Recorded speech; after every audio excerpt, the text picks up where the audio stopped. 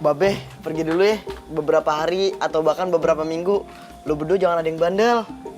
Be, jangan lama-lama. Ayah nggak nyaman kalau nggak ada Babe. Iya, hati ayah juga kagak tenang.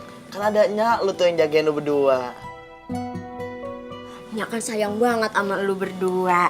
Jadi jangan berasa kagak nyaman, apalagi kagak tenang. Santai aja, everything is gonna be okay. Kalau lu berdua kangen sama Babe, kan bisa kirim surat. Titik kirim surat, Babe kirim titik. Oke. Iya, doain aja yang terbaik buat Babe. Dan juga ya, Be, semoga kita selamat. Emang berasa kagak bakal selamat deh. Cuman Tuhan yang tahu.